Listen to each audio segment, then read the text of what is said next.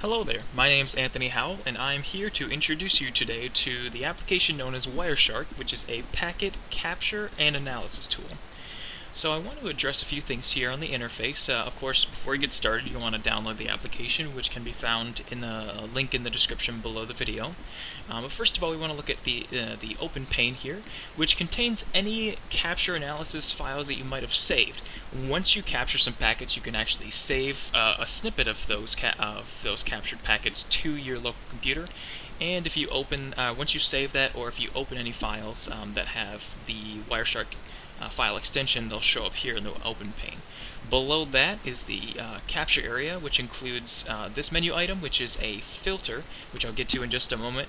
But I want to focus on this local area connection, which is actually, of course, the Ethernet interface on my local computer. And you'll also notice this bar graph off to the side. Now this bar graph shows how much traffic is being passed through the interface at any one moment. So obviously there's nothing going on right now. I'm not browsing the web, I'm not watching YouTube, so it's pretty much flatlined at this moment. But before we jump into that, I just want to note something here up in the capture and options menu. This mode is enabled by default. This enable promiscuous mode basically says or tells the interface to analyze every bit of traffic across the entire network, whether or not it is coming from or sending to this interface. So you'll notice that in just a second. But before we can see any packets, we'll need to double click this local area connection. And you'll start to see this capture window populate. Now, you'll also notice that one interesting thing about Wireshark is that it's configured for color coding. So every single packet that gets passed through has a specific color depending on whether it's sending, receiving, depending on the protocol type, and all of that helps you to kind of sort it through, because otherwise it would just be a big jumble of information. So once we've done capturing a few packets, I'm going to just hit the stop button, which is the nice little red button up here, and we'll browse through this list. The TCP, all the TCP packets are coded in purple, but I do want to mention here that the source, which would be my computer, which is this 117, and the destination matches my interface, but you'll also see some traffic that's not meant for my computer's interface. So let's see if we can find some here. It doesn't look like there's much going on, but let me pop open the file that I captured just a few moments ago. I'm going to just close this capture file. We're going to save this as tutorial 2.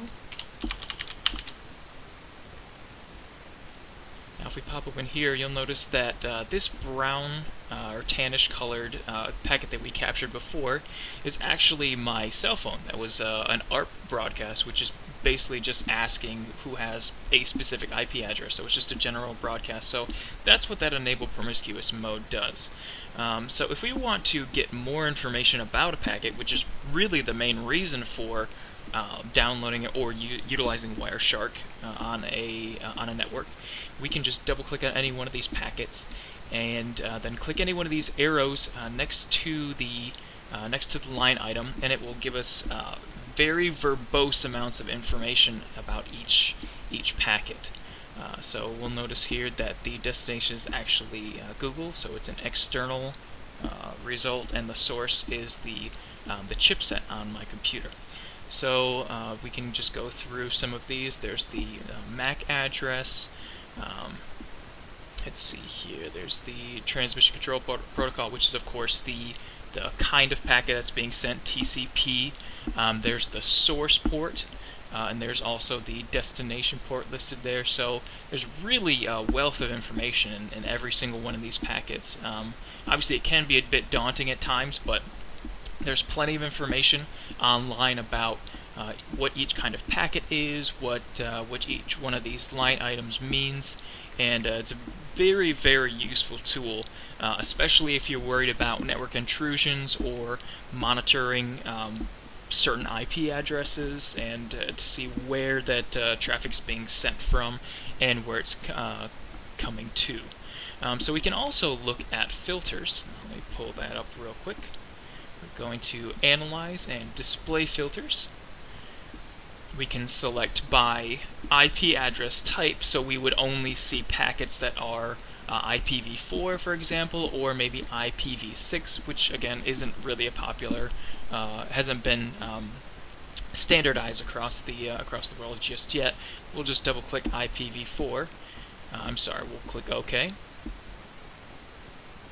and that will sort out any traffic that is not IPv4 only.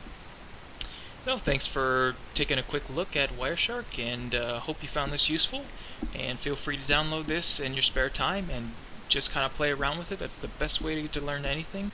Thank you.